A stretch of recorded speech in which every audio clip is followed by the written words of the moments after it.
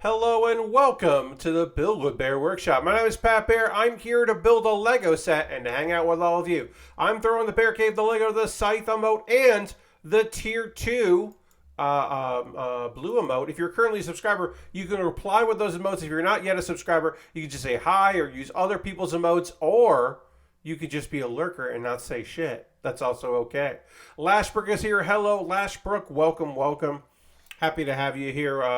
I believe we are small but mighty this evening. Maybe more people will decide to join us. Maybe it'll just be a very chill Monday stream. I don't know. Maybe everybody's watching the Emmys or Monday Night Football or whatever. Dirty wants me to drink water and dance. So I guess I'm going to do both those things. Thank you for using your channel points in such a weird way. So we'll do this. Also, hi, Dirty.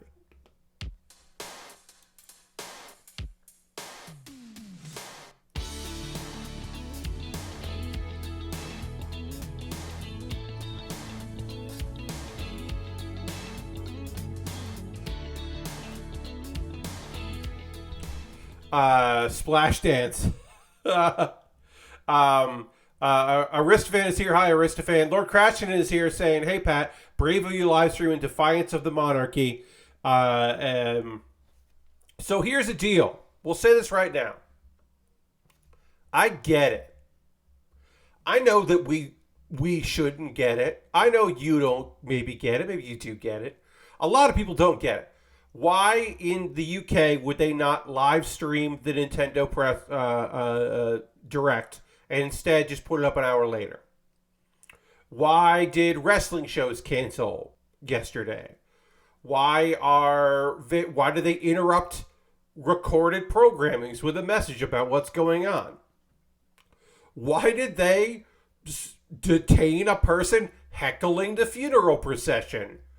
What's the fucking deal? It's just an old lady who passed away. I heard they're going to stream it twice in Ireland to make up for it. Yes, that is good. That is good. And John, also him and John. The easy answer is,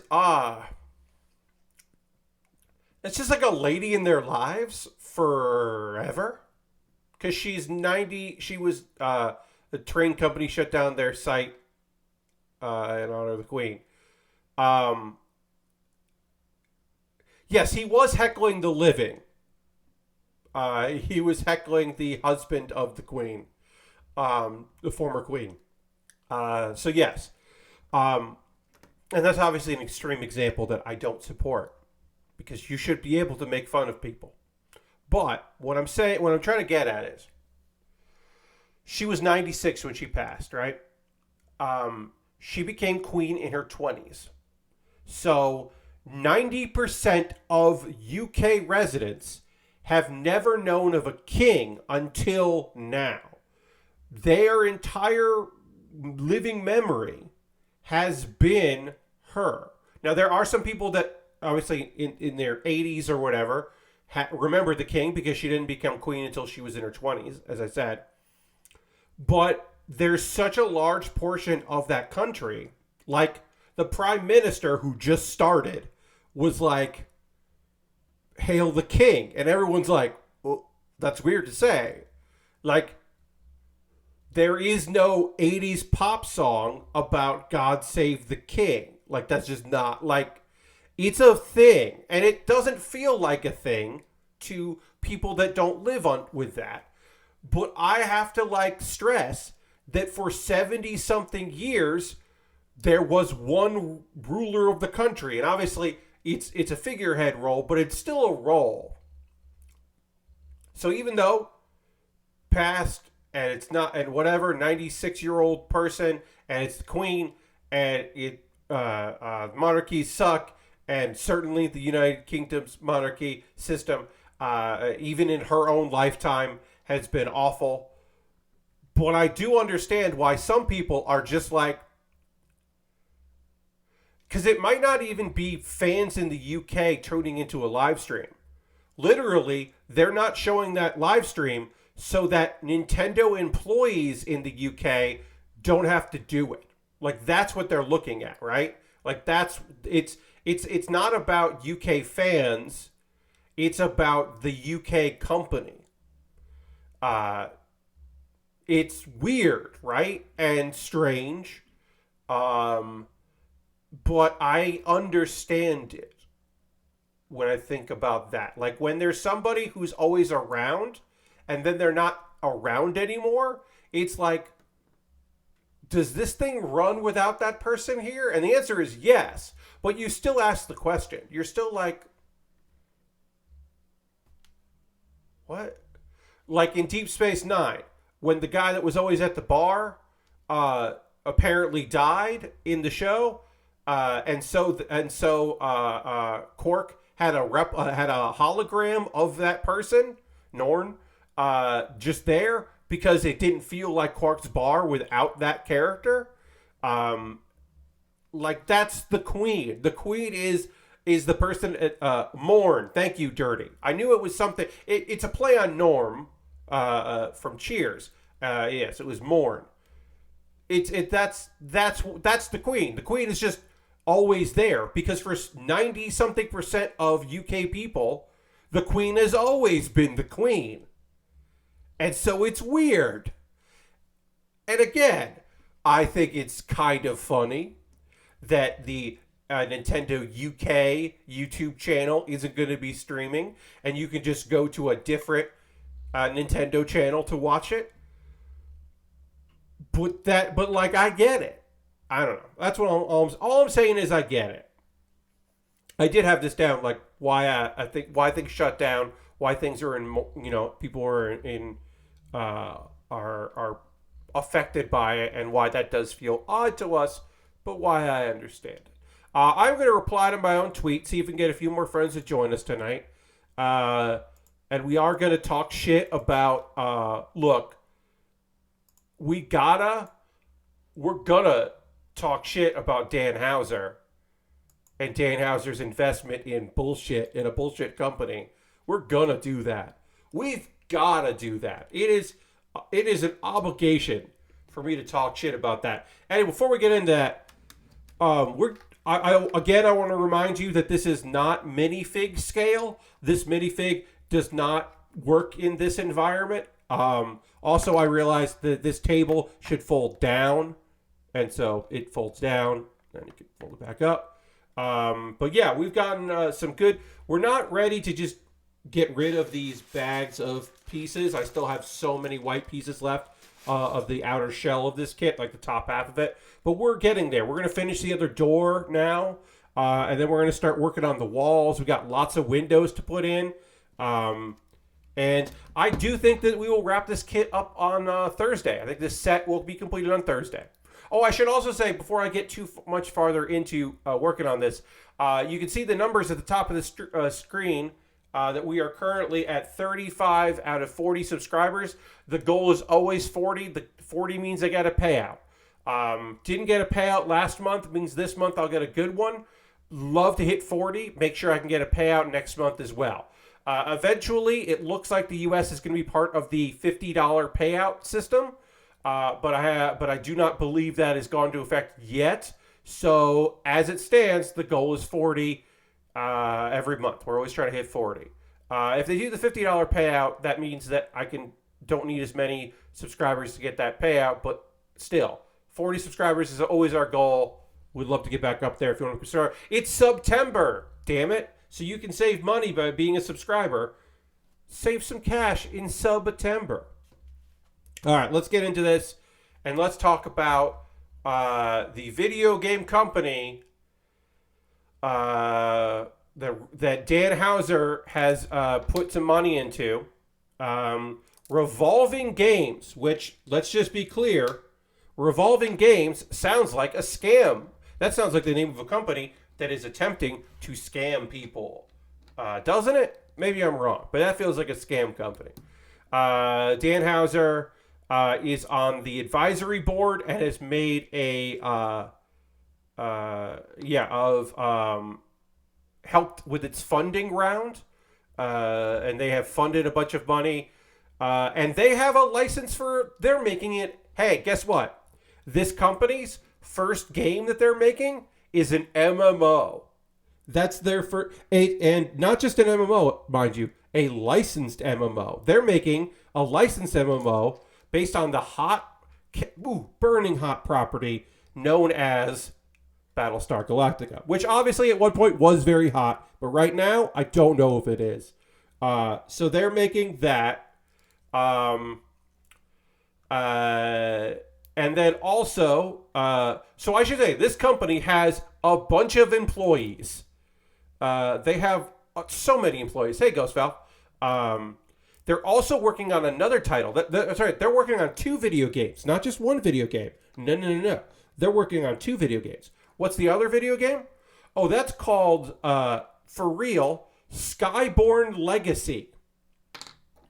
Skyborn Legacy. Now, what's that going to be? It's going to be a co-op RPG inspired by The Legend of Zelda and Animal Crossing. And honestly, the reason why it's Animal Crossing, in my opinion, is because they want to have it, you have to buy stuff. And they think that that's the way to go. That's my guess. Here's a terribly, terribly awful quote from the co-CEO of this company. Hauser is not the CEO of this company. He is he's on the advisory board, and he's helping be a name to help draw in money. So, but he is not, to be clear, this is not his quote. This is from Saad Zaim. Our vision is clear. Oh, God. Let's see. Sorry. Let me just get this right here on the store. To build AAA quality games that turn heads amongst the best launches at the top gaming forums like Gamescom and E3. So they want to do well. They want to do well, is what they're saying. As the world moves from a developer-owned ecosystem to a player-owned ecosystem, that's saying, hey, the blockchain is going to be important and people are going to own stuff in games, which no one has proven and is not happening. Revolving games will be at the forefront of this evolution, while continuing to release titles that compete with the best in traditional video game industry. So basically they're saying, we're going to make video games that are going to like be the future, but also compete with the present. And also our first game is an MMO based on Battlestar Galactica. And our second game somehow is inspired by two incredibly beloved franchises made by a company that has been making games for a very long time. Very fun. Wealthy dude hoping to get richer quick. Yeah. We should also point out that this is not the company that was like, no. We're not making NFTs and we're not getting involved with cryptocurrency. We're just hiring a person about to be interested in that. That was not him. That was Leslie Benzies, the Benz, also from Rockstar. We should also point out that Absurd Ventures, which is a gaming company, hasn't done anything yet, and that is a company that he founded when he got out of Rockstar, but apparently has not done anything with that particular property. There's so much white plastic for me to find the pieces I need, but I still should be able to. So yeah, an MMO on the blockchain with some money put behind it. I should also say that the money they've raised is not enough money for what they're trying to do. I don't know what the licensing agreement that they've got going is, but I will tell you that a company with 100 employees and 2 studios raising $25 million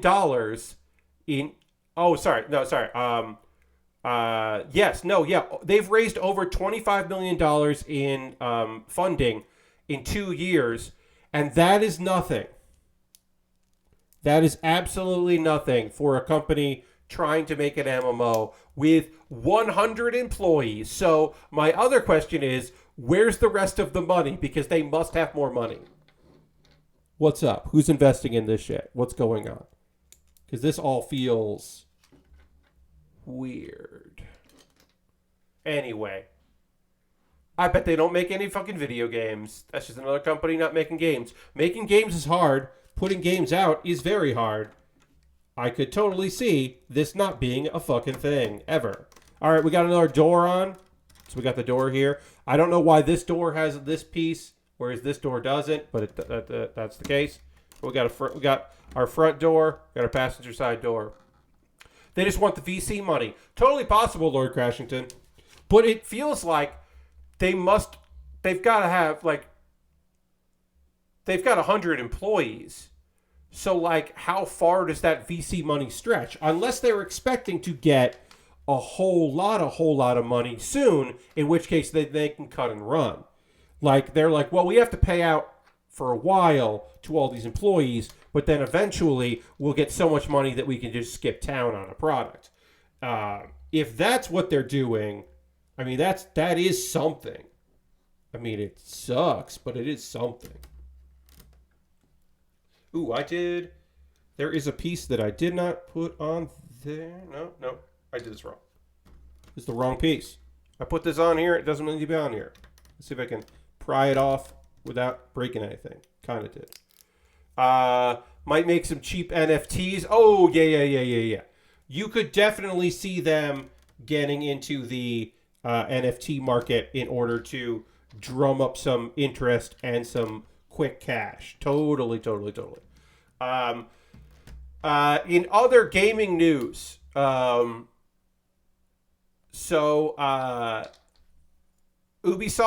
basically is kind of pretending they weren't gonna go all in on NFTs. They're kind of doing that. They're certainly not making it their focus,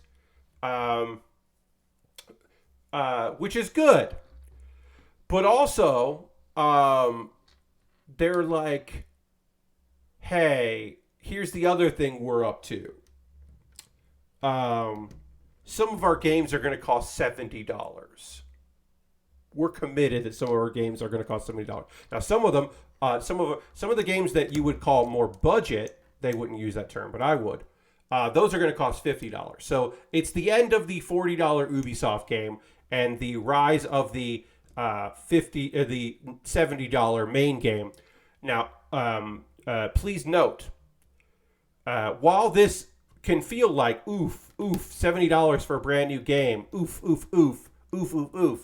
you have to take into consideration that Ubisoft drops their prices almost immediately.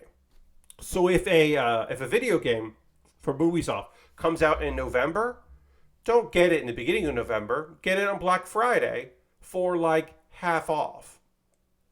So that's my bait, especially any Ubisoft game.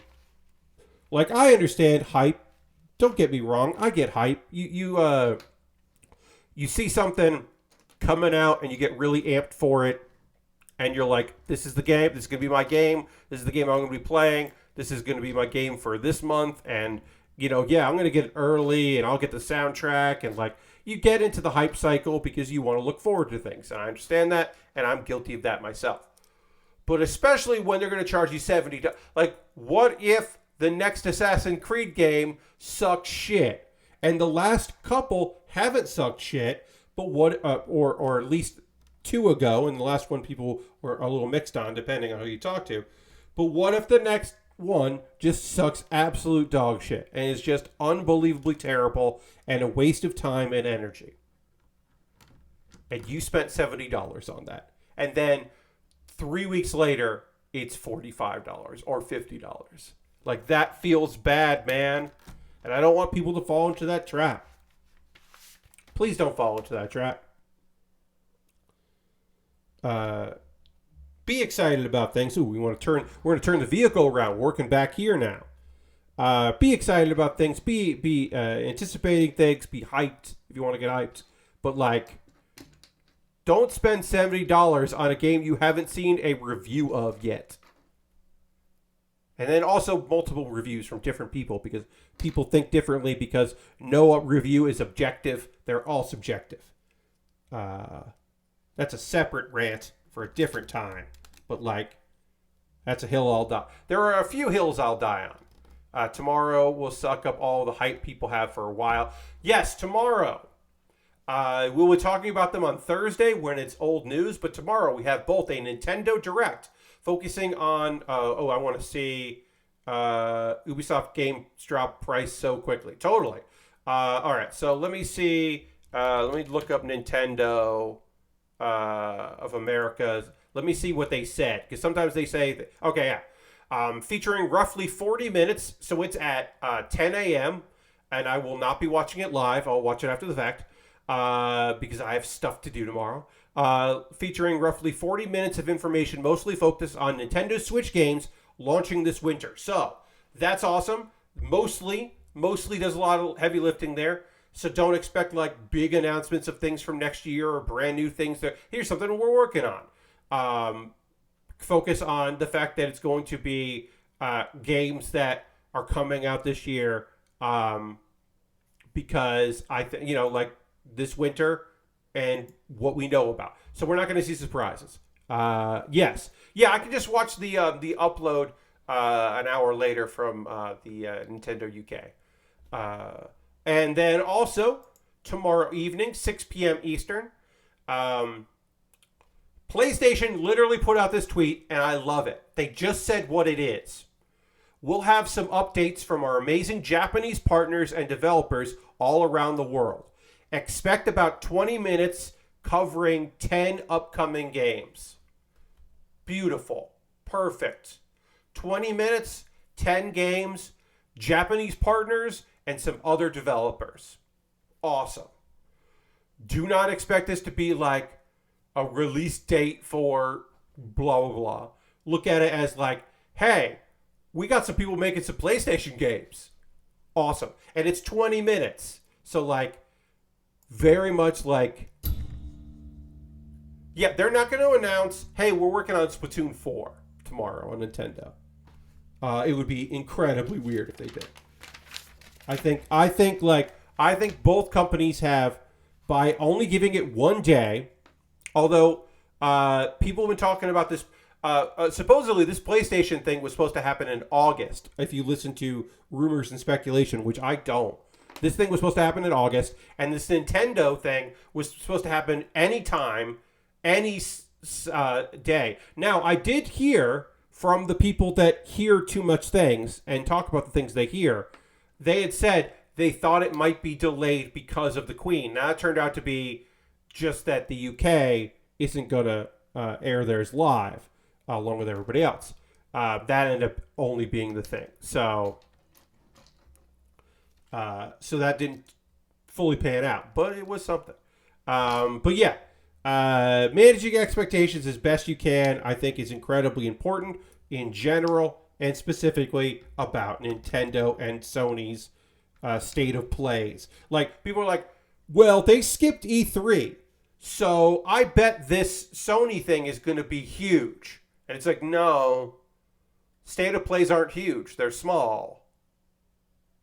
And then they said, that was, as soon as it got announced, like, the first comment I read was someone being like, oh, this is going to be huge for Sony. And it's like, it's 20 minutes. They're going to talk about 10 games, which means some games are going to get under a minute. So I don't think it's going to be the biggest thing in the world. I think it's going to be pretty small. Yeah, so we'll see. We'll see how that goes. Let's see. Got a lot of stuff about that. Got a lot of stuff going on here.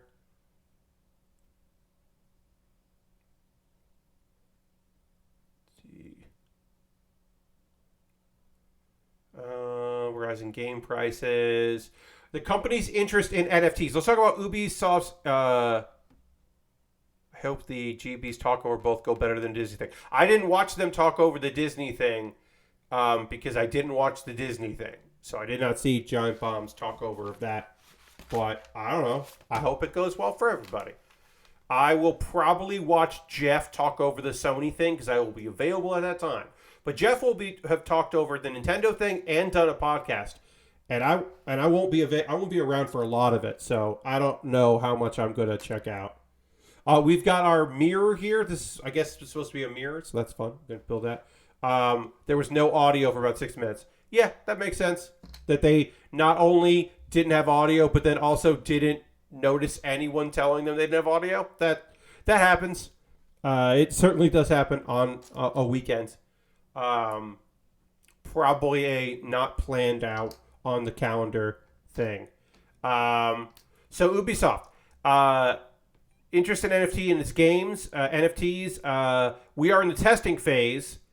If we find something that will be very interesting and will please players, we'll work on it. So that to me sounds like,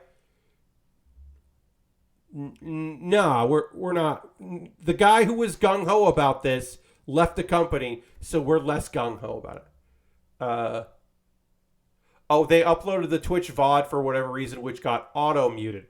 That makes sense. I'm sure that there's lots of licensed music in that. Yeah. I don't know. I don't have anything more to say about that than that, because that's not a thing I was aware of that happened. So I can't really comment on things I'm not fully or even minorly aware of.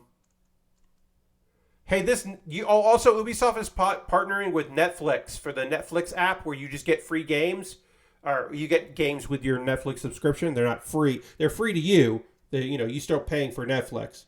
So that's happening. Okay. Ooh, so this is like a closet. Ooh, I like this. Check that out.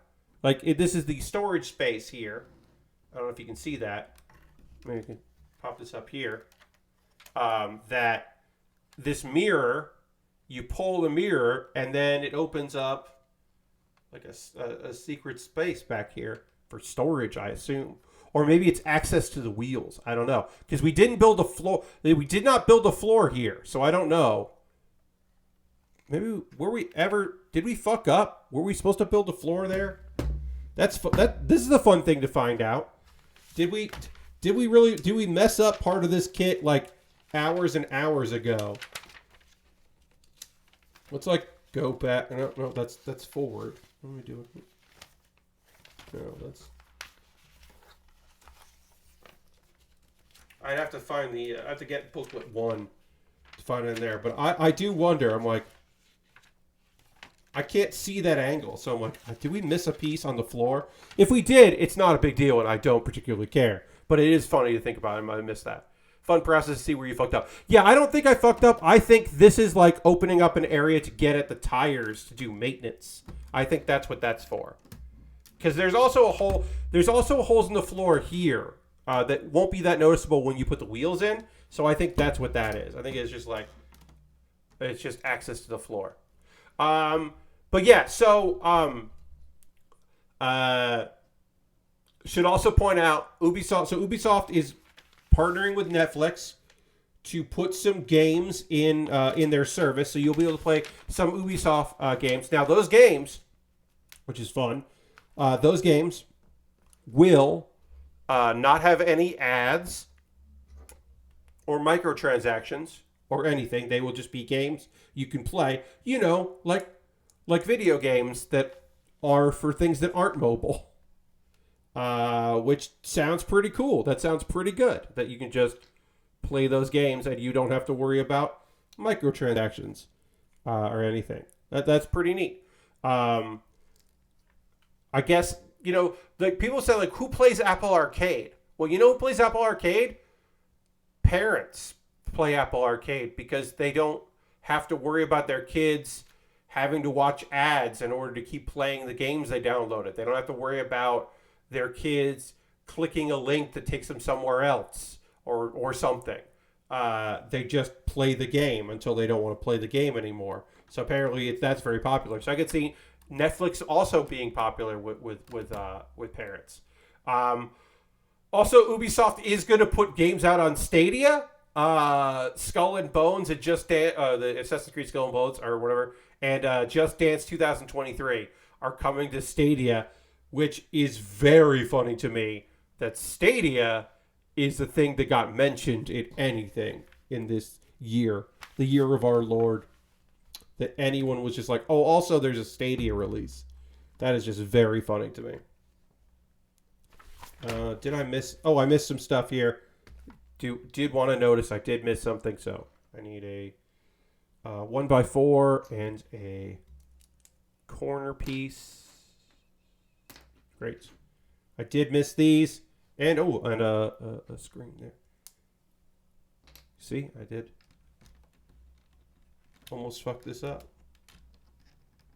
Right, so this is going to go like this, and then this goes like that, and I guess this goes here. Okay, I don't know what that. Oh, because this is the bed area, so this is just a little window. Just a little window. I'm going to zoom in a little bit here. Stadia and Luna must be easy to port since they get a lot of games on PC. Yeah, that must be it. It must just be an easy thing to port. That's fair, Lord Crashington. That's a fair assessment. Perhaps it is not a lot of work, and so people are like, yeah, all right, whatever. We should do that too. Get our port team going.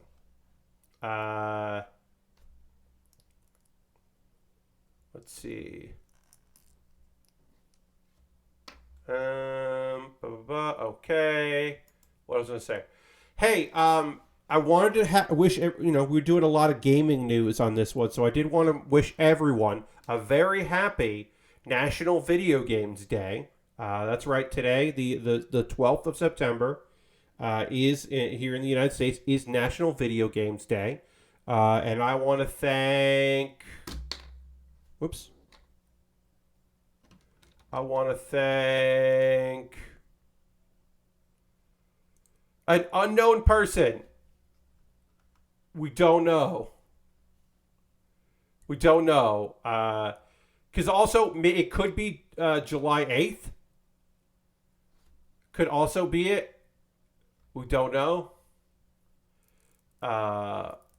There's a nice article on the gamehistory.org about this. They're just like, nobody can quite figure out what's going on with this whole National Video Games Day and what its goddamn deal is and why people like what happened with this thing. But it goes back to the 90s supposedly. Yes, when this goes back to 1992. David Earl, president of Kid Video Warriors. Apparently, in 1991, I should say. He was just like, yeah, it's video game day. And it was celebrated on July 8th. Kid Vid Warriors or Kid Video Warriors were the sponsor of it. And then at some point, in the 90s, it became September 12th. As soon as he stopped sponsoring this event, then it got moved to a different date. All of this is very weird, and I don't quite know what's going on with it, but it's all very weird. Let's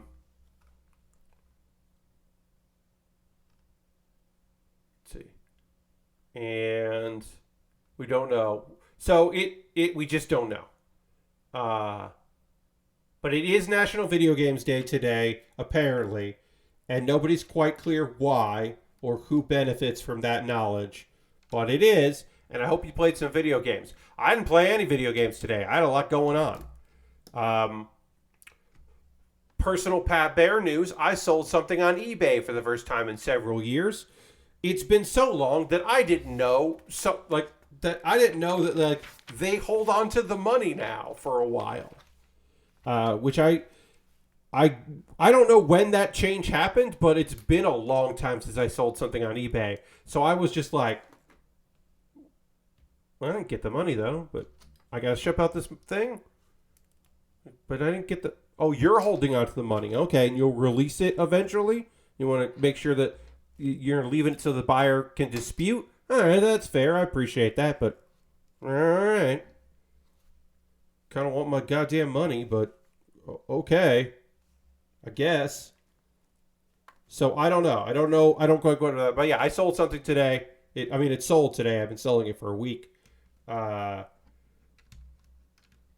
I got that first bid, got that first bid. So psyched about that. I thought about selling some stuff on my old account, but I assume I'll get scammed right away. I mean, hopefully you won't. Hopefully you won't get scammed. Um, but yeah, it's been a while. Also, eBay wants me to like print a shipping label through them and pay for shipping through them, which I don't. I have a pretty good idea how much this thing weighs, but I was just like, what? No. Like so much about this modern situation feels very foreign to me. Yeah, Lord Crescent said, I need a printer. Yeah. So much of this feels very weird to me because I do want to just stress that I have been, that I used to sell stuff on eBay. I made a living selling things on eBay. I don't know if y'all, I don't think I've talked about this. It's been about 20 years since I made a living on eBay. A little less than that. When I moved to New York in the year 2000, well, let's see. So I lived in New York in the year 2000 for like 9 months, then moved back to Connecticut, and then came back to New York in 2021. When I got back in 2021, I had a part-time job lined up, but not a full-time gig. I needed more money than I was getting. I had plenty of good savings, but I didn't have enough. So I started working any old odd job I could. And a friend of mine was like, you should sell stuff on eBay because you live right near a post office.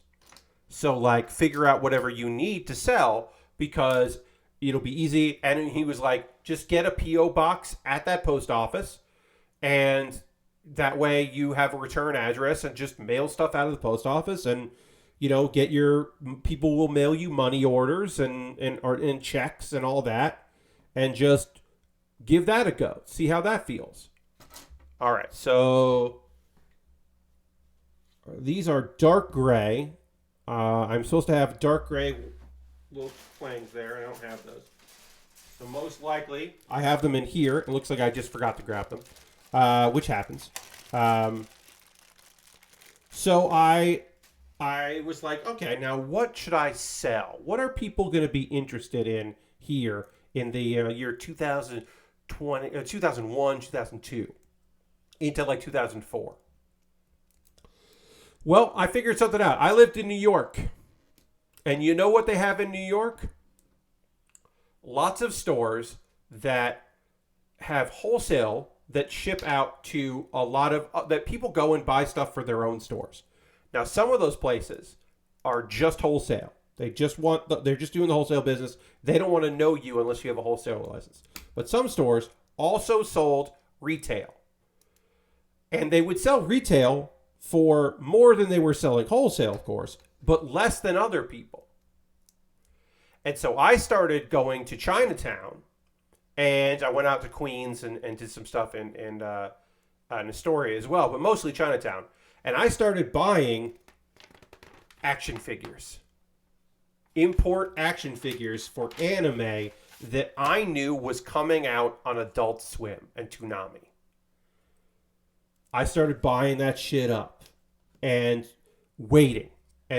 Sometimes I would put stuff up if it was already on there. If I was getting it like a Dragon Ball figure for a good price or something, I would pick that up because folks in the Midwest were never going to see that stuff in any stores that they had. Because that's primarily my customers. Because, I had to mail stuff out. Were people in the Midwest who were just like, hey, you got Trigun figures? Hell yeah, I'm going to buy some Trigun figures. Or whatever.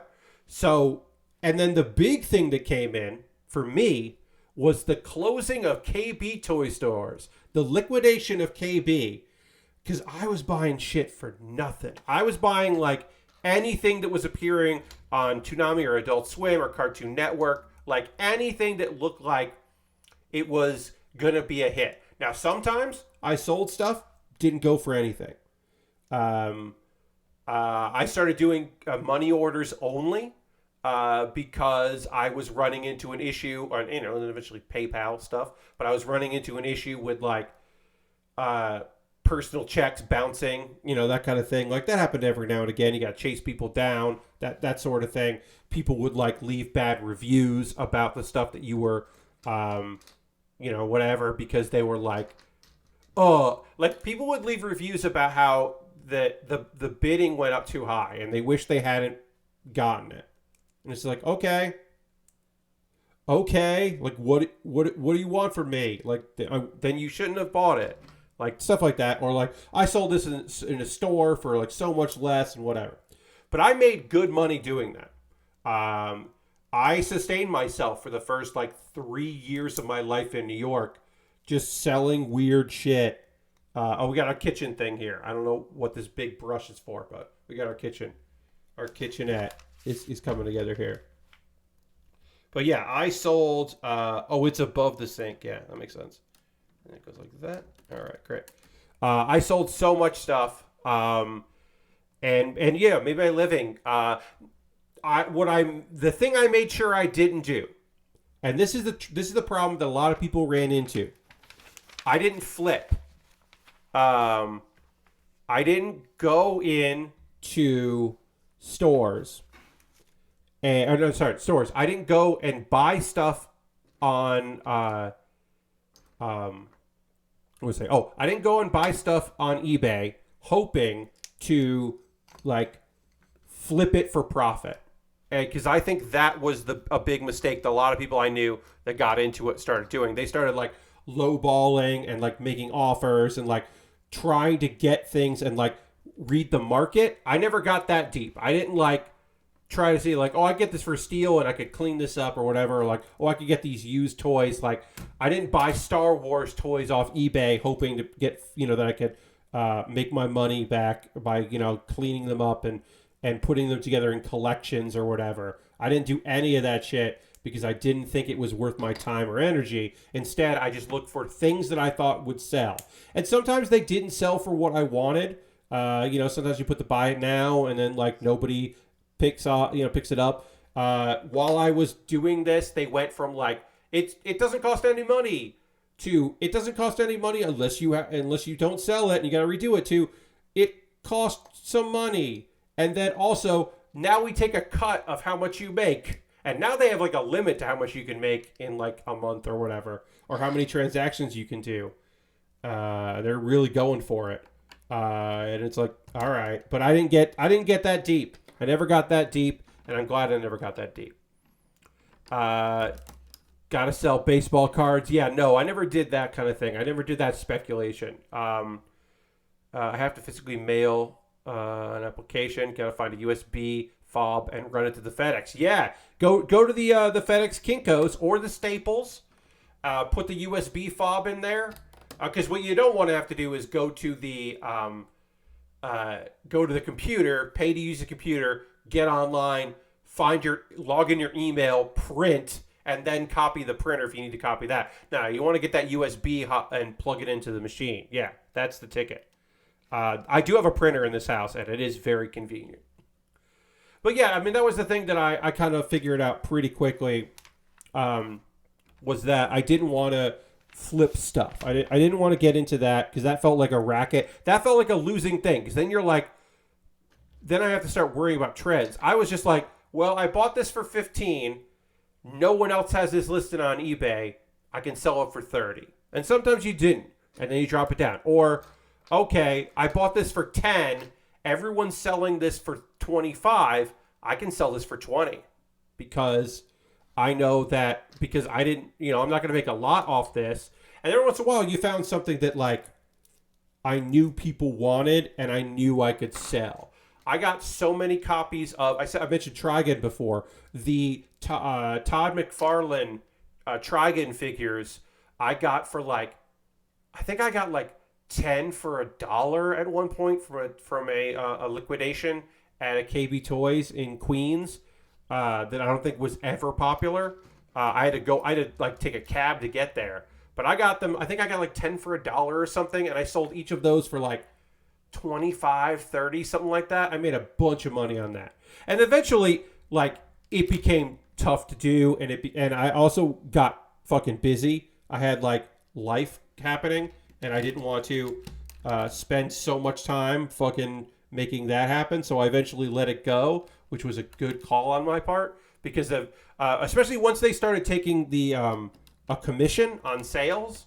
When eBay started taking their cut, I was like, oh, okay, game has changed. You got to get a big winner. Since then, I created a new account a few years ago. I through a friend who I will not name, I was given a limited edition San Diego Comic-Con Funko Pop, and I said, thank you for this. I'm going to sell this on eBay. And my friend said, hell yeah. I put that shit up with a buy it now price and sold it while still in San Diego for San Diego Comic-Con. And I mailed it out to this person while still in San Diego and made enough money that basically I paid for my food while I was out there based on that. I paid myself back on that, which was really good. And then a friend of mine gave me this weird thing that you could plug in to an Alienware laptop, and then you could run a like a full size GPU, a graphics card on. It's like this fucking Alienware thing where if you want to make your laptops faster at home, you plug in this like weird cable to this box that just houses your graphics card, and then you can use the graphics card on your laptop. It was a nonsense thing that somebody gave me because they're like, hey, you've got an Alienware laptop, here you go. And I was like, I don't have an external graphics card. And so I sat on it for a while and then sold it on eBay for $200 because they were going to discontinue that product and some people wanted to have them. So I was like, I'll do that. And that's the last time. That was a few years ago that I sold anything. So it's been a while since I sold. So like the fact that eBay like holds on to the money for a while is good for the buyer, but does feel weird because I am now mailing something out tomorrow that I don't have the money for yet, but it has been paid according to eBay. And that feels weird to me, but also I guess what the deal is. And I don't know. Like I said, it does feel odd, but apparently that's how things happen. So I'm not expecting to sell a bunch of stuff. This particular item was a duplicate of a model kit that I've had. I have this model kit. We have not built it yet, and it was sent to me as a make good for another, as like a hey, by the way, we've got some model kits. I'm gonna send you a couple. And I already have this one ready to be built in the future. So I am instead selling it because, and I don't feel bad about that at all. So I sold it for like some money, some monies. I made a tiny little profit selling it on eBay. But again, I don't go out of my way to have things to sell on eBay. So I am not expecting to have, because I try to keep things pretty tight around here, you know what I mean? So I'm not expecting that I will be selling a ton more on the Bay. I guess we could talk about the Gunpla guy. What's his name? Hold on. It's the Gunpla parts guy. Hold on. Look up his name. It's the person that you could buy like replacement parts and various other things from. He's going out of business. There's some health reasons for that. But let me look up the name of this person. Oh yes, Mecha Parts Guy. Mecha Parts Guy is shutting down. There's some liquidation. I believe it is like bulk packages of stuff. Mecha Parts Guy, yes, Lashbrook. I believe that it is a liquidation. You can't buy like single sprues anymore or single sheets, and it is now down to like kits or like several kits, I believe. So do not take my word for it on there. Mecha Parts Guy Online's Facebook page has more details and take a look at that. But that is sad because that service, I never used that. Yeah, the sale in single parts and like whole sprues is over. I never actually used that service, but I did direct people to that service before that were looking for like, because sometimes people would like, ask me because they're like, hey, you're the person I know that knows the most about this. What's going on with, I need to get this, I broke this part while building. What do I do? And I'd be like, liquid cement or go to this website and see if you can order the thing that you broke. And that is a shame. And it seems to be health related. And I wish Mecha Parts Guy well. I hope that things are okay there in the future. All right, so we need to build these sections here for our pop-out doors. We're building 2 of these, huh? Okay. Oh, no. We're building 1 there and 1 there, and they're slightly different. That's what it is. But yeah, that is a shame, and I hope things work out. We will take a pause for the cause in a moment or two. I'll talk about ways you can support the channel. Our second hour is going to be about anime and manhwa, South Korean comics. That's right. We're not doing. It's not manga hour. It's manhwa hour. Because we got some stuff to talk about in that world. Because it's Monday.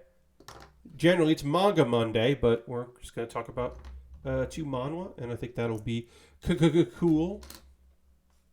And then we'll talk about some anime. One of my shows from this season that I liked the most is over. We got episode 12 of a show, and then episode 10 of another show, but plenty of good science and fighting diseases in that one. So that's been good too. And then, one of them is over. We'll talk about that and give my overall thoughts. I should say, while I'm getting this together and while we'll take a pause to the cause in a moment or two, as I said, I want to plug that tomorrow's stream, that's right, we're not doing Wednesdays in September. We're doing bonus streams on Tuesday. The Tuesday bonus stream is me checking out a video game that came out this year that I, until recently, had not heard of, called Capybara Spa. It is a sim, an easy sim, where you are running a spa for capybara.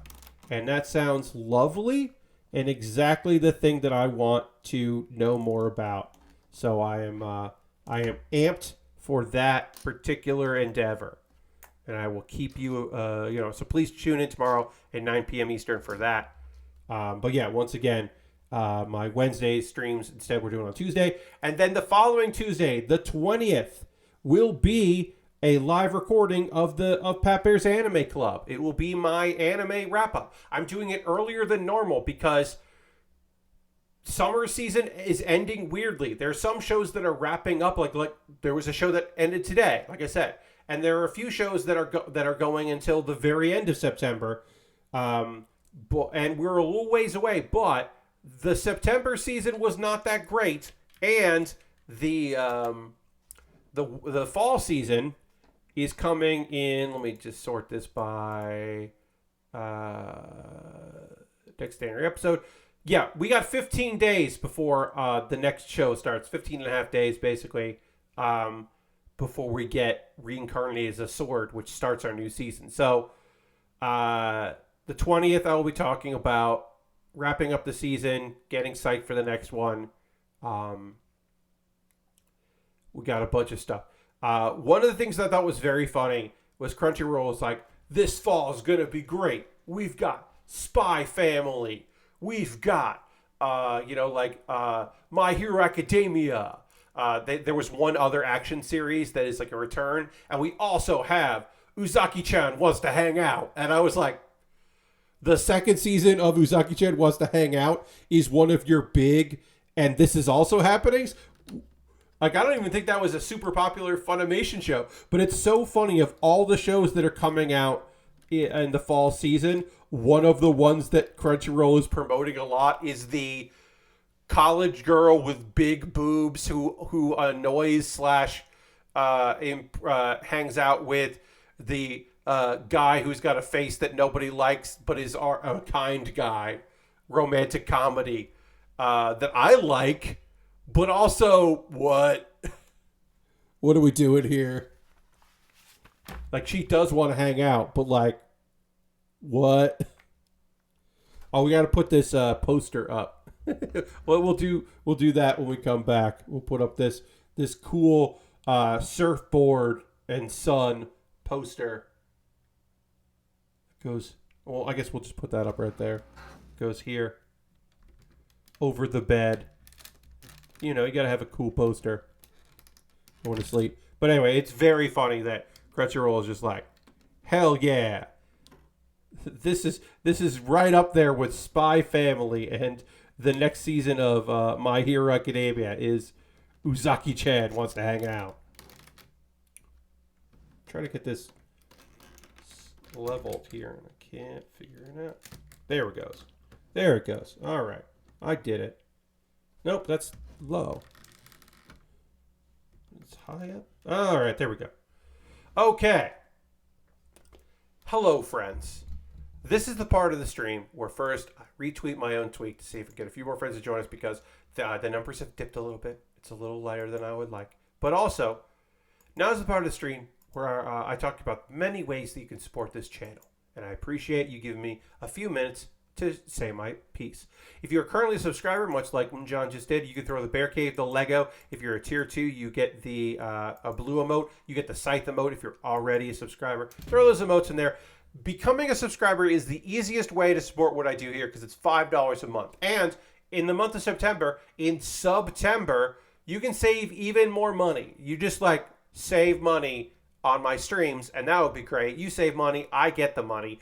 The Amazon takes the cut because they're powered by Lenovo or something. I can't remember who's sponsoring it. But anyway, becoming a subscriber is the easiest way to support what I do here through Cash Money or your Prime Gaming token. If you have Amazon Prime linked with your Twitch, you get that token. You can use it on somebody. Use it on me. Like, I mean, I guess you could use it on somebody else, but those people aren't me. So I would like it if you helped out your friend Pat. That would be fucking kick ass. If you were like, oh, you know who should get this money? Pat Bear. You could also gift a sub. You're not going to save any money gifting. They don't do that. But gifting a sub is an easy way to spread the love in the community, to give somebody else a chance to not see ads and to get cool emotes.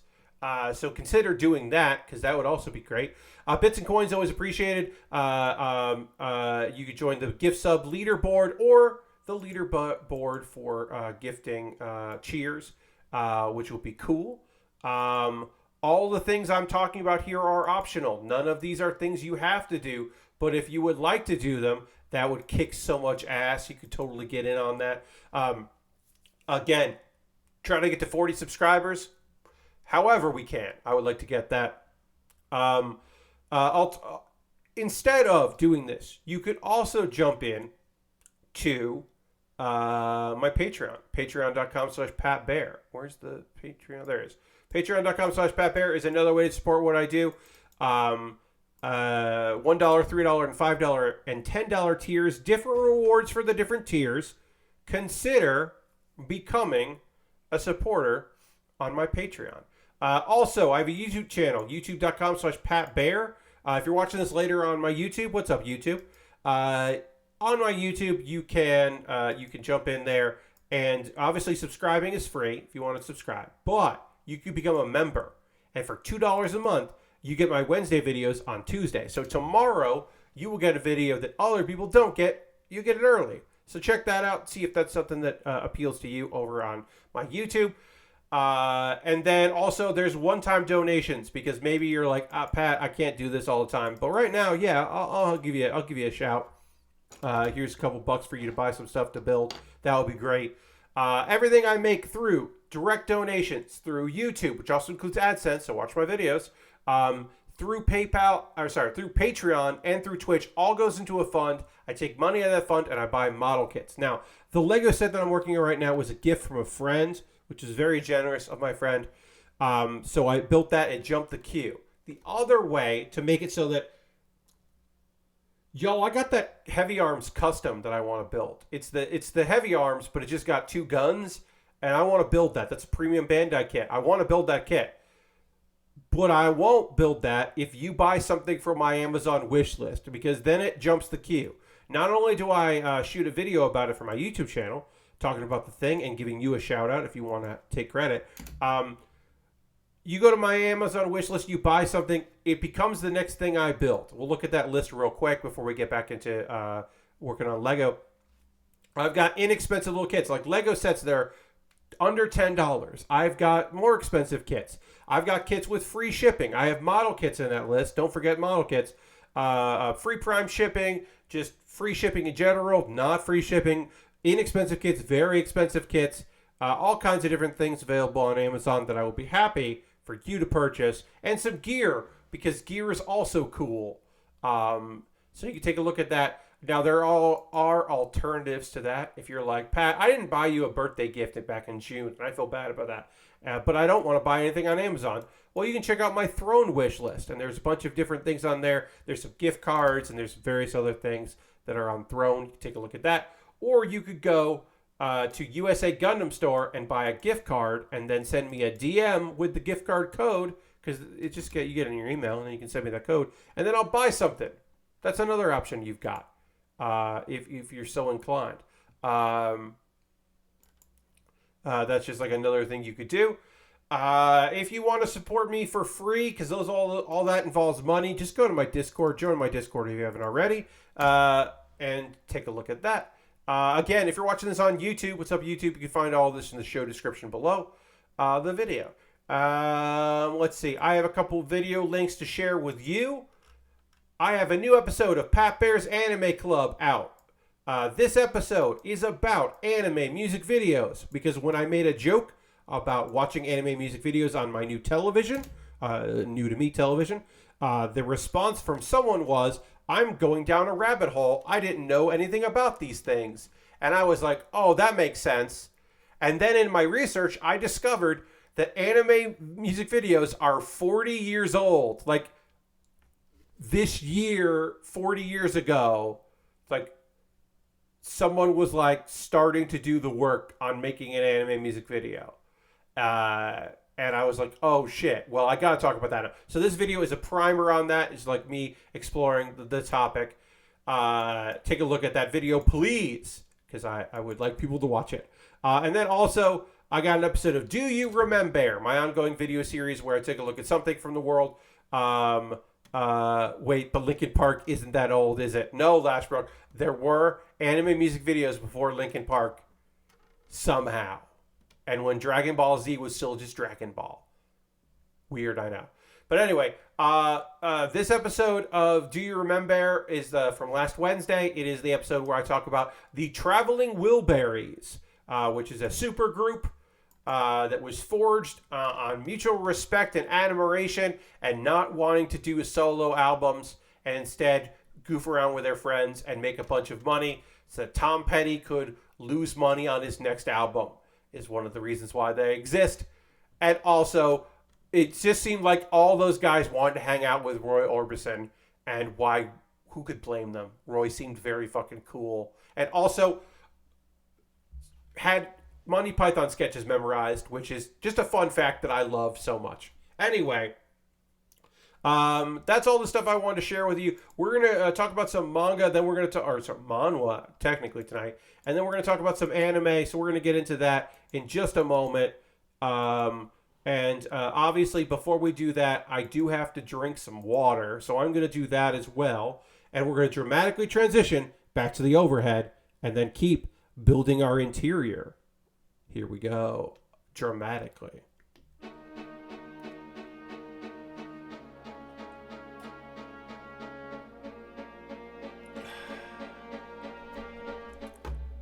Got to move that mouse out of the way. All right, it's time to get back into it, and it's time to start talking about some manga, and then we'll talk about some anime. But we'll talk about some manhwa. These are South Korean comics. Level Drain and Reaper of the Drifting Moon. We'll start with Level Drain, a manhwa that I have abandoned. I will not be reading this anymore. I got what I wanted out of it. So this Level Drain is interesting because it is a South Korean book that is very influenced by manga, by Japanese comics. It is a fantasy world with there's no reincarnation, there's no Mirim, there's no guilds.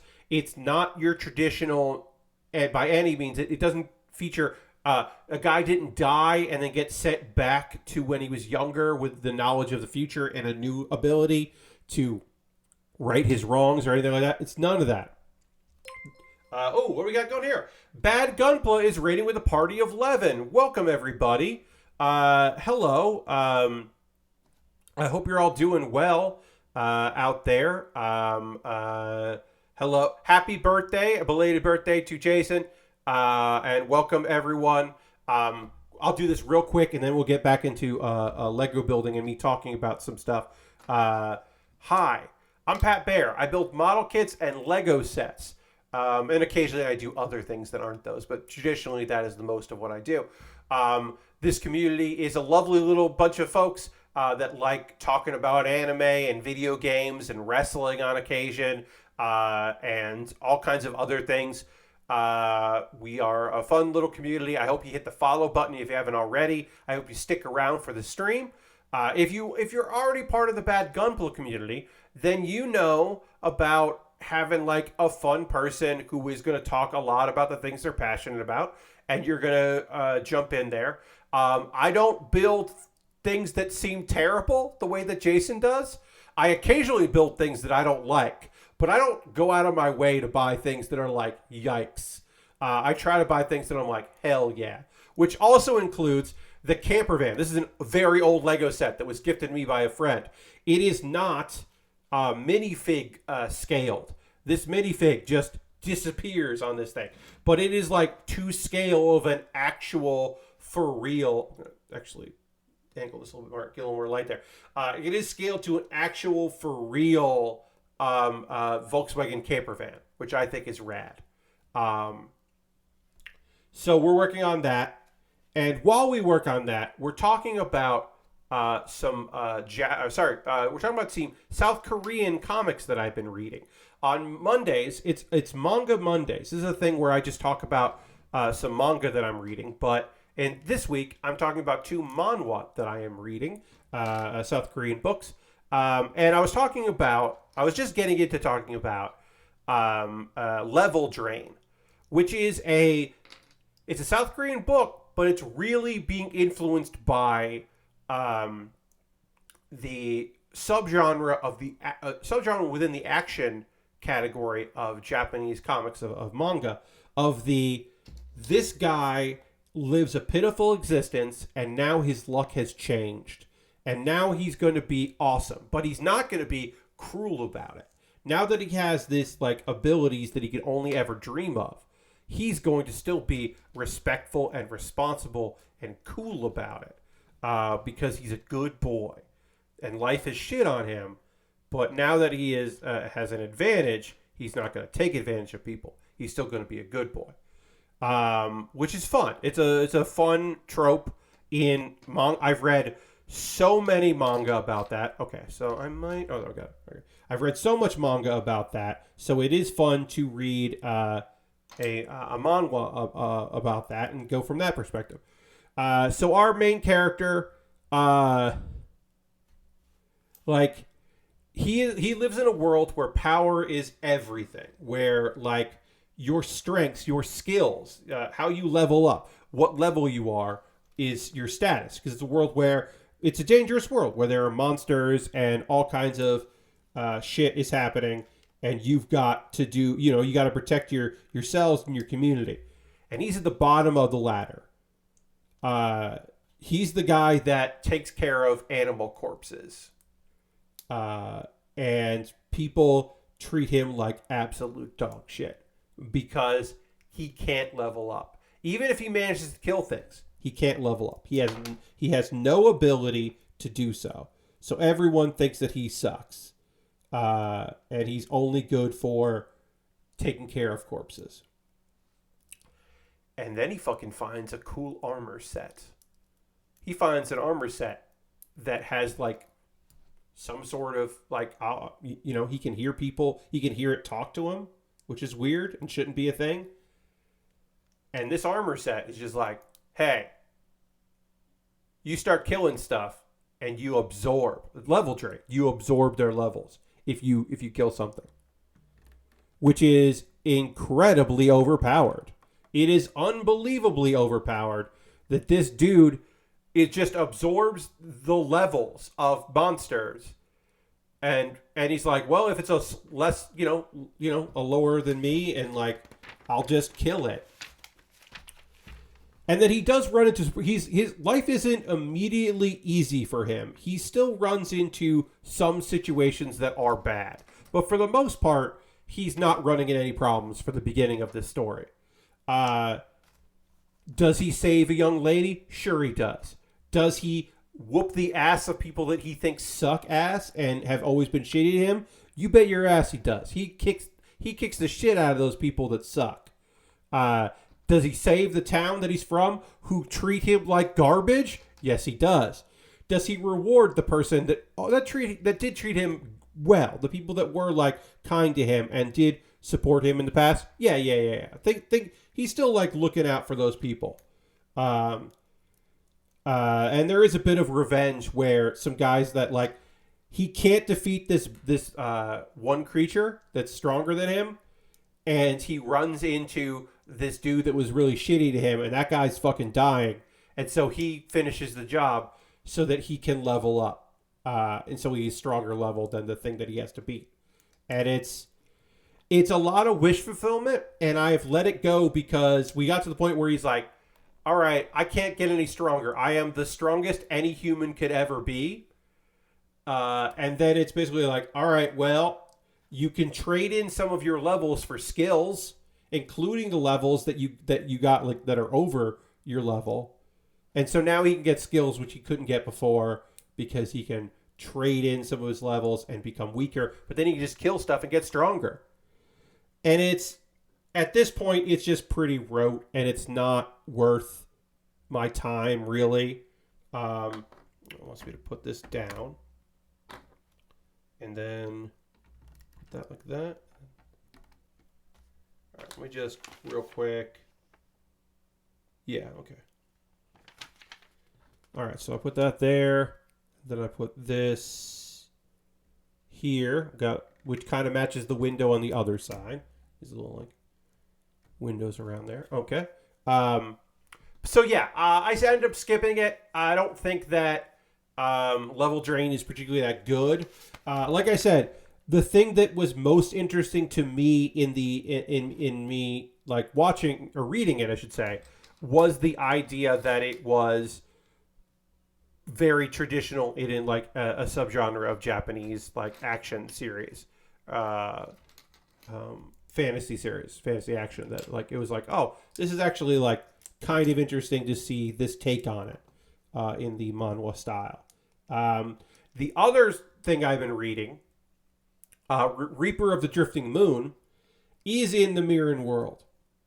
It is looking at this like ancient Chinese mythology of like inner strength and martial arts, and this one I might revisit because we're in like part 2 of it, where you might consider that many chapters in. I actually want to do a quick copy here and see what chapter we're on. This many chapters in to it. Let's see how many, where we're at here. 28 chapters in. He's an adult man. The first like 24, 25 chapters is him growing up and just shit going so fucking wrong for this guy. This dude who was kidnapped. He was trained in secret by assassins. And also didn't realize like he was part of a group that was being trained by these assassins and had no idea what was going on. And then they send him out on his mission. And while he's being sent on this mission that they've been training for years, these disposable kids where like they're pretty sure like, look, even if we complete this, they're going to turn on us someday. Like this is a whole thing. The mission gets canceled. This mission they're on gets canceled while they're on it. And they don't know that. So the people that train them are tracking them down to kill them, which they do. Our dude successfully completes the mission, which he's not supposed to be able. He kills this like high-ranking guy. And so now the people that from the group that he murdered a member of are after him. And the group that hired the people that kidnapped him and trained him are also after him because they're trying to erase all the evidence. And our dude manages to kill so many people that are after him. Like, he does a really good job of murdering people and trying to survive. And eventually he does get caught, and he gets thrown into a pit of snakes so that he can, like, that is his punishment because he's not going to reveal who trained him. Not that he would know. And then the second part of this, then they turn this, like, young boy into this adult man that now has, like, I think magical powers because of all of the snake bites, but he has like long white hair and he's like goddamn gorgeous. And he's like super strong, and now he's going to like get his revenge on the people that kidnapped him to trade him, and then also the people that killed the remaining any friends he had left.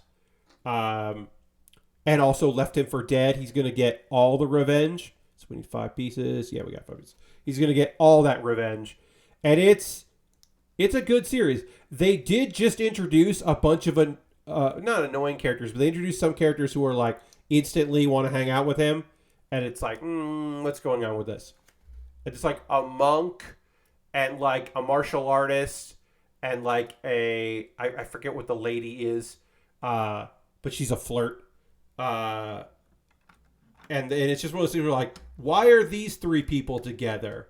And are they going to be important, or is this just a time-wasting thing? I know this is based on a webtoon, like a novel, and I'm interested in it. I might end up reading it because now it's like weekly releases, and I'm like getting to the point where I'm like, I want to know what's going on with this. But it's good. I would say I would recommend checking out Reaper of the Drifting Moon because I think it is pretty fucking cool. So yeah, that's my recommendation for all y'all is to check that out. All right, so then we gotta. Oops. Oh no. My big fat fingers. Can I get in there? All right, we're working on the windows here, so we'll do that. And now it's time to talk about some anime. It is the 10th episode of Parallel World Pharmacy and the 12th and final episode of what may be season 1 or may be the only season ever of My Isekai Life. I gained a second character class and became the strongest sage in the world. Which, yeah, as I said, did have episode 12 today. Or yesterday, I can't remember exactly when. And is, by all accounts, probably over. But they did set up that they're like, hey, there's more shit that could happen in the second season if we got a second season. I don't know. I don't know how well it did in Japan, but I liked it, so I don't know. 1, 2, 3, 4, 5. Okay, so goes with that. Great, got it. Parallel Pharmacy. So if you haven't been watching this particular anime, this is the story of a dude that died. He was a pharmacist on Earth. He was a researcher. So he wasn't like working at a CVS. He was a pharmaceutical researcher. He died and woke up in a fantasy world that is very European focused. Ooh, am I missing a? All right, looks like I didn't pull out. Oh no, I do have it here. Okay. Yeah, he wakes up in a taking over a young boy who just got struck by lightning. So apparently that kid died being struck by lightning, and then he took over that kid's body, and then also has. So not only does he have his medical research, he also has magical abilities from the god of medicine, and so he uses that and his family connections to eventually open up a pharmacy. He is running into some issues with the locals, the guild about that, and all this other stuff. And he's running a lot of problems. He saved the life of the Empress, so he has the backing of the Empress, which has been very helpful to him in all of this. And then he finds out, it looks like the Black Plague is coming. And, so people just like, all right, that's incurable. You can't do anything. It's like, well, all right, well, we'll do what I can. Also, there might be like magic involved in it because it's a fantasy world. So, I missed one of these. So he's like, there might be more to it. But he's like, I got this. I'm gonna head out there. And so he does. And luckily, he's getting a lot of support because, people don't want to hang out. There's this this village that has been quarantined, and a bunch of ships in that area want to leave, and he's got to stop them. But luckily, he gets some help because one of the things that his pharmacy has been able to do is help combat scurvy. So a bunch of people that know him, that are customers of his, go out of their way to support him because they're like, no. My guys aren't sick anymore because of this dude. This dude knows what's up. So we're going to help him out, which is nice. That's a nice thing. So the port hasn't had anything, but there's a village nearby that apparently a ship illegally docked there to get out of the quarantine. And then everyone there is getting sick. So he's like trying to get some treatment centers and to help people. And then he enters the section with the most cases have been isolated so that he can start trying to give some treatments.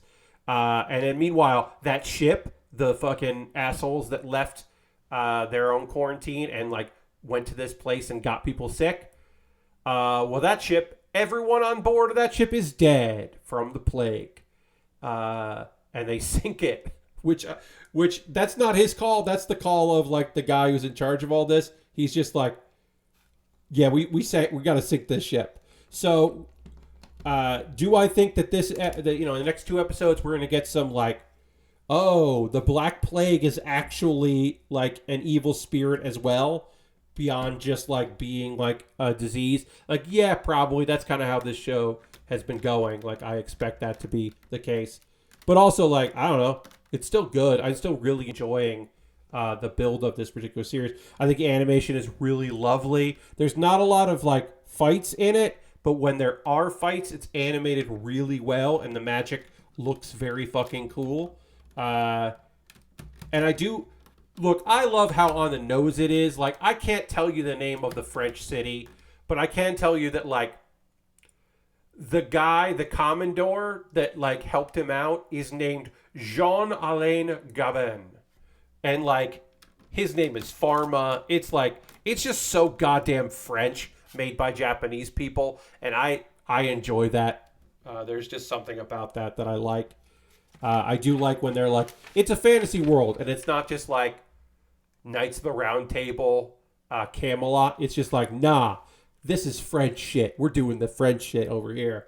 I don't know. I've just always appreciated that.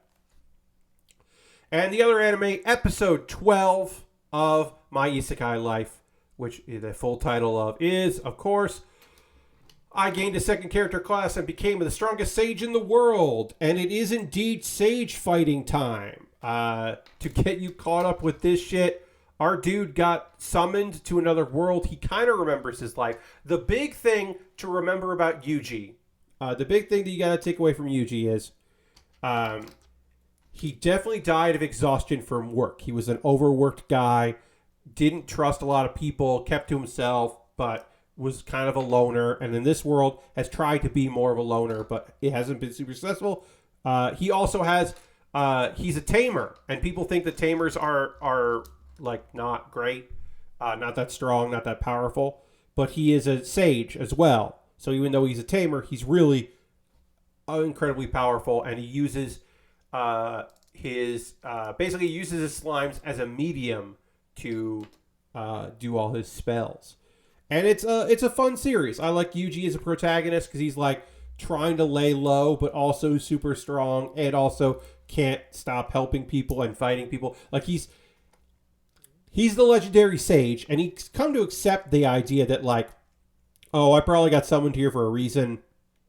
There's probably a reason why I'm this strong and why I'm like kicking ass and like doing all this stuff. Hey, Firestar man, just subscribe to tier 1. That's a subscriber for 4 months saying 4 months I've been trapped in the bear cave. Please send food. Not this time. So let's hit the old applause. Applause there. And yeah, you can throw the emotes in the chat. Thank you, Firestar Man, for renewing your subscription. Thank you for the 4 months. You got to earn your food, my friend. Sorry. No other way about it. But yeah, we'll put some emotes in the chat. Thank you very much, Firestar Man, for your continued support. Once again, folks, we are 35 subscribers. The goal is to hit 40. If you would like to become a subscriber, you can save money because it's September. You could jump on board there and save a little cash that way. Or you could gift a sub, which does not save you any money, but is also fucking cool. So yeah, Firestar Man, as I mentioned there, the goal is 40 subscribers because 40 subscribers is about, give or take, $100, which is the payout threshold for Twitch. So that means that I get a payout every month. And then we hit it because of Firestar Man. Thank you, Firestar Man, for gifting subs. We're going to hit the applause there. Thank you so much for that. And we'll just go ahead and take that off there.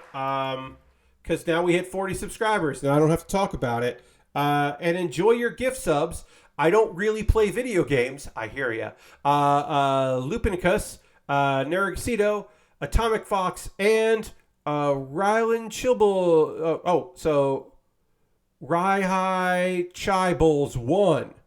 Lego is better than video games. I mean, it's pretty great. Here's the thing. I do like video games, and I do play a lot of video games, but you know, I don't play as many modern games as people do. Like, I don't have a console system right now. I don't got any consoles. I play PC games and stuff on my phone. And then I also watch a lot of people play video games.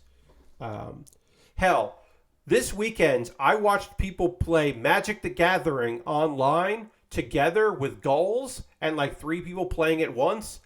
And then they traded out with 3 other people, and then traded out with 3 other people. And I watched like 5 hours of that, which was not the whole stream, because I like those people. Not because I'm particularly interested in Magic the Gathering or know a lot about Magic the Gathering, but I do know a lot about like those people being cool people. Like, I spent a lot of my weekend watching Magic play.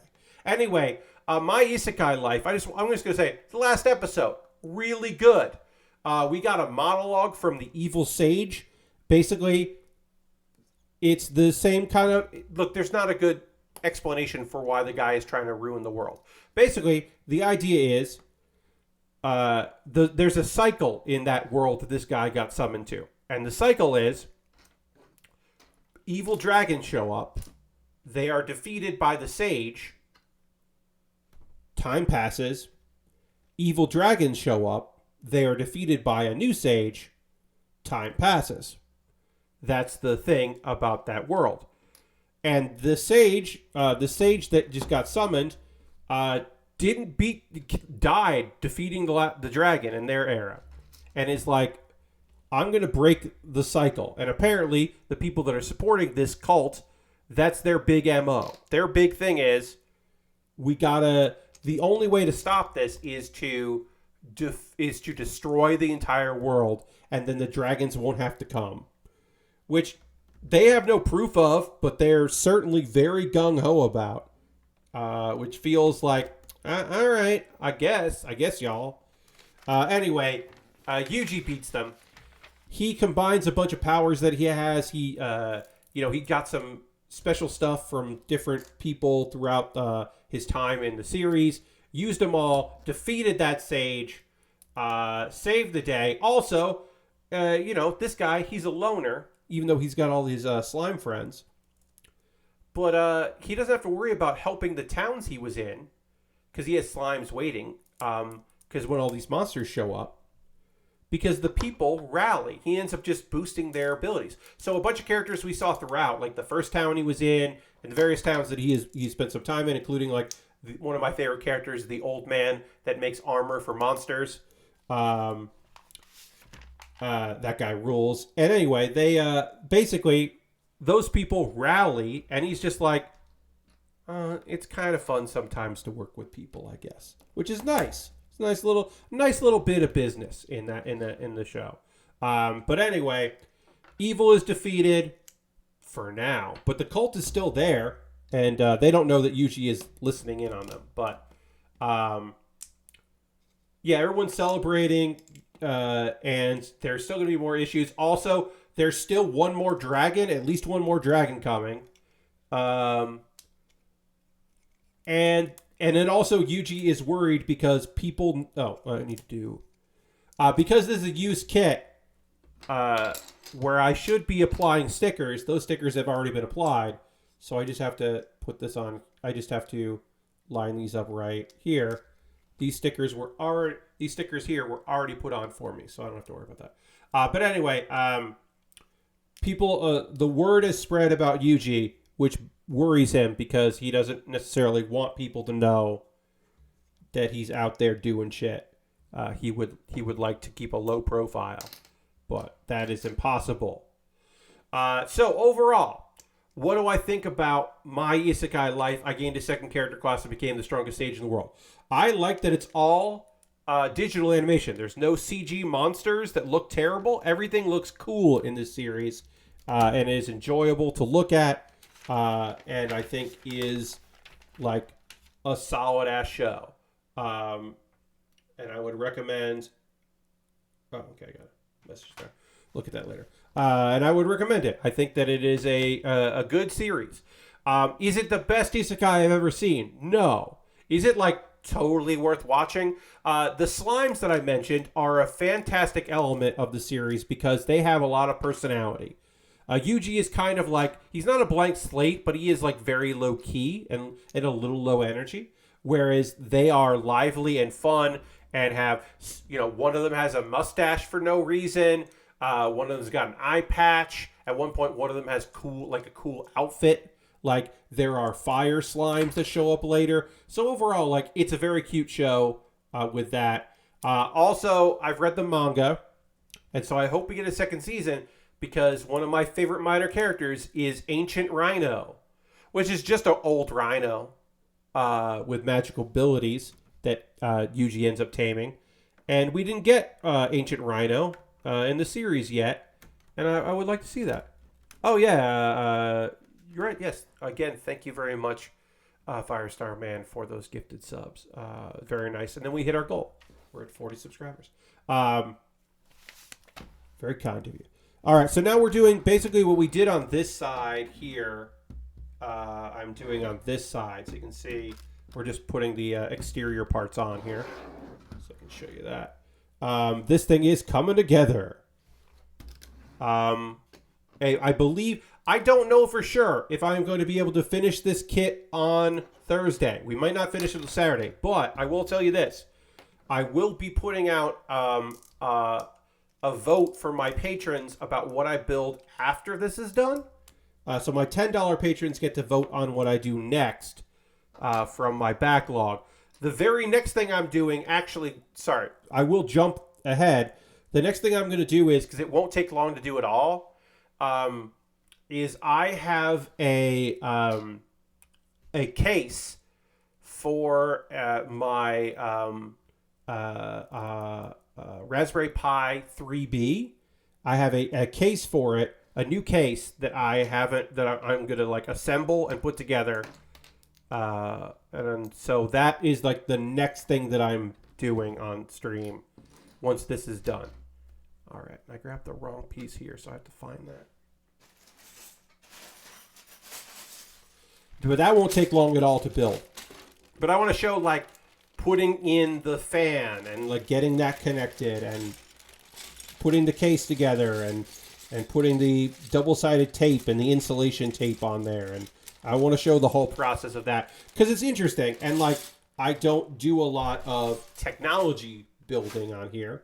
So I thought it would be kind of neat to do that because that's just a little different than what I normally do and mix things up. So that'll be the next thing I do. And then after that will be a model kit from my backlog.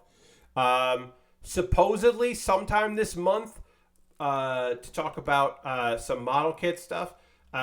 This month I should be getting the God Gundam. It sounds like places... Look, they're also being sold in the wild. Apparently, some people have purchased them just in stores. But it looks like Gundam Planet is going to get that this month. They were thinking October, but it seems like they're getting it now because there's been so many delays on that kit. But it does seem like it's going to be out for the public soon, which is great because I really want to build that God Gundam. And also from Premium Bandai, the Gundam Marine type, the Gundiver kit, which I pre-ordered from Premium Bandai. That is apparently shipping this month, but that'll probably ship at the end of the month because I haven't gotten a notice about that yet. In October, I'm getting the Shenlong Gundam High Grade from USA Gundam Store. That's a pre-order, and so some people will probably get that before I get mine because I just pre-ordered it instead of just waiting to go see it in the store because there's no physical store near me for me to do that. And then the Shin Fuusaki, the horse, the new horse attachment, the new horse base for the God Gundam, that's coming out sometime this year. I have that pre-ordered. I have supposedly shipping soon because the anime is coming next month in a couple weeks. The Witch from Mercury, the new Gundam series, the Luft kit is coming out. And then in December, the Red Rider. I have built the White Rider and the Black Rider. This is the Red Rider. So I can complete the trio of riders. Kind of excited about that. I don't know. I thought that was neat that I was going to be able to get that. And that is all of the many, many things that I am getting here sent out to me in pre-order. Now it's the part of the stream where I want to hear from you. What are y'all playing? What are you watching? You'll get your eye shout out. Yes, the Red Rider. Yes, nice reference. Nice reference, Lashbrook. What are y'all excited about? What are you buying? What are you like watching? Were you like, oh, Pat, I'm watching the Oscars on the TV while you're streaming. I'm so excited about all these shows, whatever. No, are you playing any video games? Are you hyped about games? Have you been Splatooning this weekend? Have you been Splatooning 3? What's got you going? What's got you excited? I always want to hear from friends about that. I've been playing Multiverse. Multiverse is yesterday. I was playing that. I was supposed to get a Halo crew. I was supposed to get a Halo crew together because there's some Halo stuff that people were excited about. The Halo crew fell through, and instead, I did some duos and multiverses with one of my friends that was like, let's get some Halo in. And then we didn't get Halo in. And then my friend was like, do you want to play multiverses? And I said, yes, I do. So we played together, and it was fun. You're excited about... John is excited about the Nintendo Direct tomorrow. Hell yeah. It's always fun to watch a Direct. And also, is watching The Nanny. That is a quality entertainment. So, good on you. Why won't these fit in? All right. I think I got it. Lord Crasher says, I need some time to watch Bee and Puppy Cat on Netflix. That's so weird. It's just a weird thing. Like, I backed Bee and Puppy Cat, like, years and years ago on Kickstarter, and then watched all of it, and then eventually it was on this. That stuff ended up on Verve, and now it's on Netflix. But like that thing has been such a weird thing of like it existing at all. It's just strange, but good. I mean, it's cute. I like it. I like Bee and Puppy Cat. It's a good premise for a show. Cute, fun.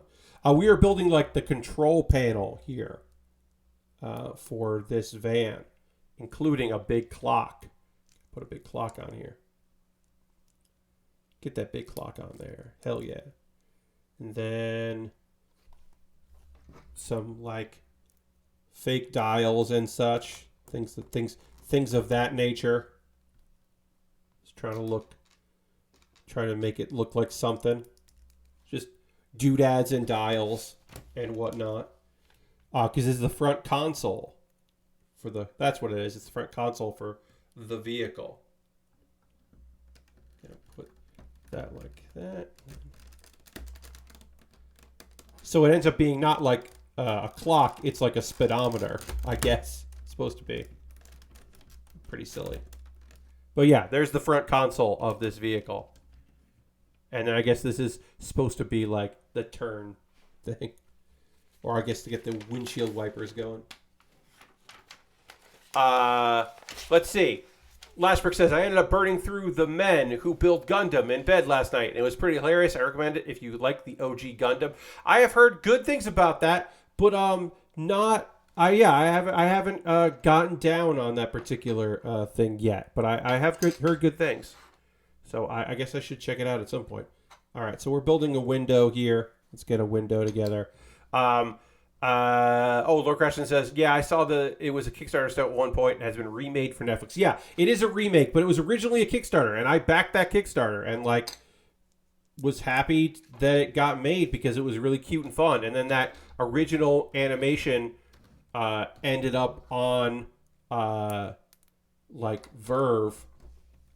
which was fun because it was available to see. And then then it looks like it's gotten remade for Netflix, which is neat and weird, but good. I hope it's great. I don't have Netflix right now, as many of you know. I am going to get it. I think I'm going to get it for the month of October. And in October, I'll watch... Well, because I don't know. I'm going to look at this up. I think Isekai Uncle got delayed. Or, it got paused or something. So I want to see how many episodes actually came out for it. Because that's on Netflix. And I haven't seen it yet. It's Uncle from Another World is on Netflix, and I want to just see how many episodes actually came out from it. Netflix did that thing where there were 3 episodes. It had a buffer in Japan and then started coming out. So I don't know what episodes they ended up getting up to. There's only 6 episodes right now, and it's well into the month, so I was waiting for that to be done because I would like to see that. I didn't watch the second season of Komi-san Can't Communicate, or Komi Can't Communicate, I think it is, and so I was like, I would like to check that out, but I do want to watch Isekai Uncle, but I don't want to get a month now and then find out it's not out fully, so I don't know. They're only at 6 episodes, and I feel like there's supposed to be more episodes than 6. But I don't see... Let's see if the anime... If they mention anything in the anime section. It was broadcast from October 6th. Oh, okay. All right, here we go. The 5th episode will be delayed 2 weeks to August 17th due to the COVID-19 pandemic. Okay. It's the only anime I know that has said that, I think. An indefinite delay was put in effect following the release of episode 7 from more COVID-related concerns. And then... Okay. So I think they might be blaming... All right, I'm going to read this. However... Ippeichi stated on August 27th he was supposed to direct episode 10, but left following his discovery that the episode still did not have chosen staff and that only in-house staff would participate. And then September 9th, it was announced the series will restart its broadcast on October 6th from episode 1, with episode 8, the first new episode since going on hiatus, starting to premiere November 27th. So they got up to episode 7. Episode 7 isn't up on the Netflix site, but did air in Japan on the 31st. And it's going to restart. Okay, so I don't have to rush to get to Netflix. Now, the thing about restarting is it just airs in Japan and then gets picked up again, and that is a killer for international markets because they don't. No site makes a big deal about it coming back. It just comes back, and then you kind of have to know that it came back. So it's really tough for anime to like hit an international market that way. It really killed like a bunch of shows that went on hiatus in the year 2020 due to COVID. So I do wonder if there was like an outbreak at the studio of COVID-19, or if like there's other shit and they were just like, it's COVID protocols, because I'm not hearing about that from other studios. That like I'm not hearing about other studios having a sudden delay because of COVID, right? Maybe there are, and I'm not hearing about them. Because also, obviously, there are a bunch of shows that are out there that I don't watch. All right, so I missed a 1x4, so I got to dig it up. For Thursday, I'm probably just going to null all of the pieces that are left here. But I will go. What I will do, and I promise for this is, I will go through every single part because we did miss some parts that now we can't even see. The parts that we missed, there's no way to see them that I had to replace with like stringing some stuff together. Like there would be no way you would know that happened. So if I do have to replace some parts, I will from my limited collection.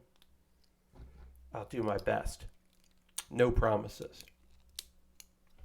And then this goes here. We got our window. Our windows are together. We got all our windows in except for the front windows, which we will do on Thursday. Now, do I think that we will get through steps 107 through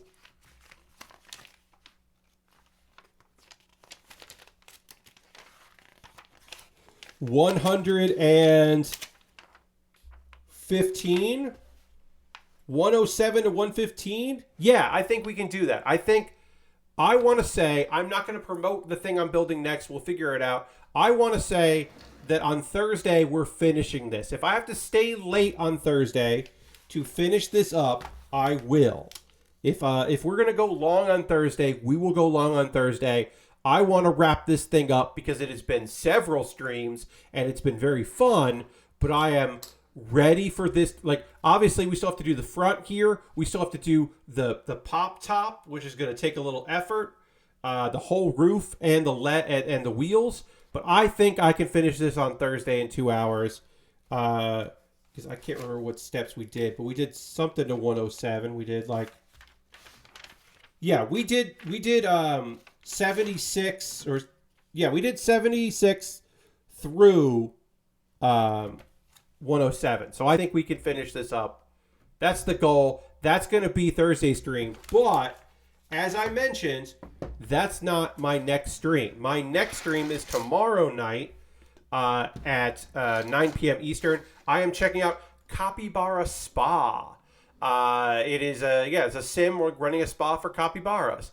I have been told that it is adorable and great, and I am looking forward to checking that out.